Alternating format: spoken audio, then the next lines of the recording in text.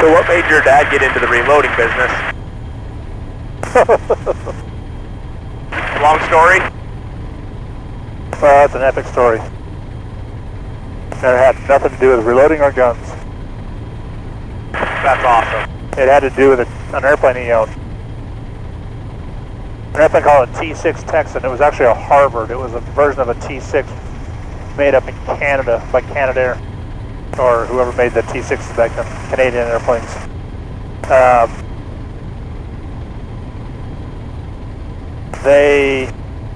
So he had a T6. It's a World War II airplane, not like the modern T6. And they used as a primary trainer, well, sort of an advanced trainer. Primary trainer was like a PT-17 or something, biplane.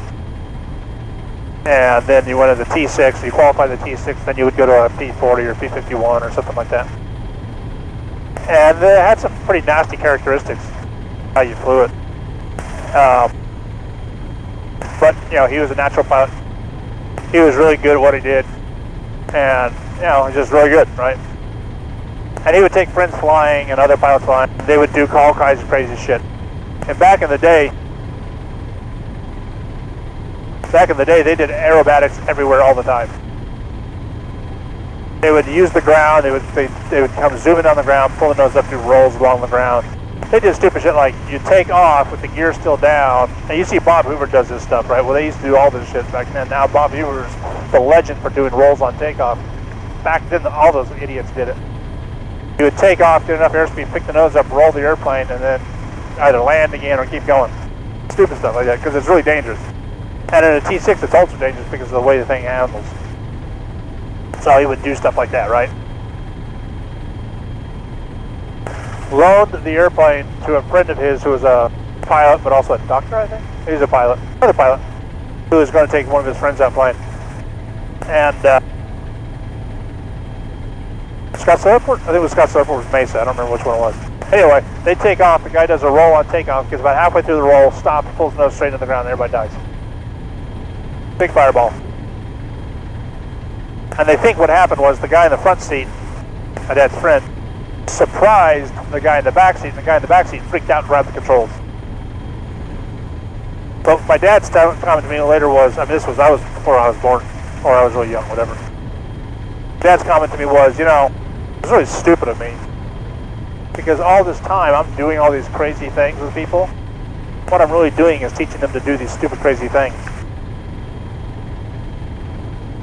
You know, because they're seeing him do it, they want to emulate it, that kind of stuff, right? So from that is derived the lesson. You're always teaching somebody else to do something. Make damn sure it's what you want them to be doing. Well, so his wife, the guy who was flying his wife,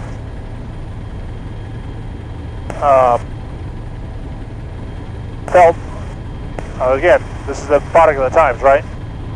She felt awful that her husband's death caused my dad to lose his airplane. My dad was like, no, that's, you got that backwards. But she insisted, and she said, look, take anything you want from this collection. Whatever you want, take it. And, you know, he said, okay, whatever. So he took old Star reloading machine, which was a early generation progressive reloading machine, and a Thompson submachine gun. Still have the Thompson and the Star someplace. And he got into shooting submachine guns and really liked it. And the thing about the Star was, it loaded fast enough that it made worthwhile collecting the brass to reload the stuff. It wasn't a single stage.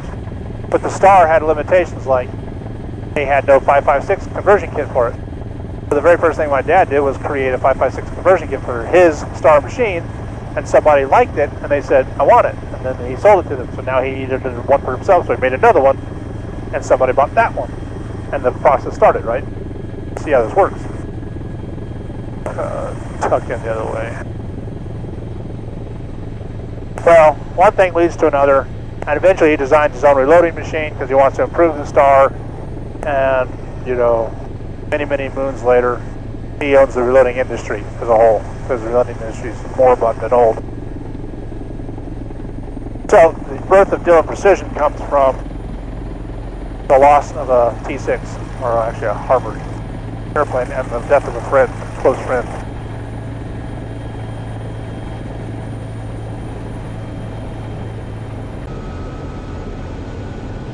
Yeah, I don't think there's a single thing that you could go, well, tell me about that, or where did that come from, that doesn't have some weird ass story behind it. That's awesome. Yeah, that was super interesting. There's a lot of those cool stories with those generations in times past. Yep.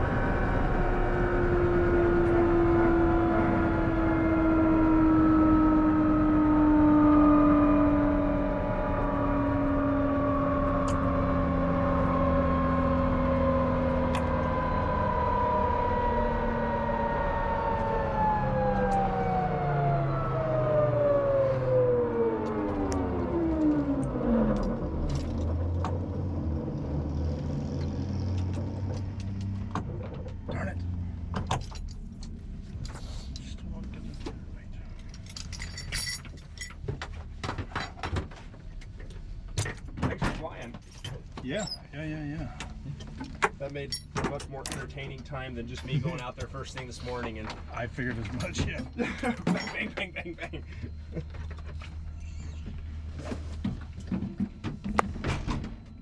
And Colton got to get some sweet footage.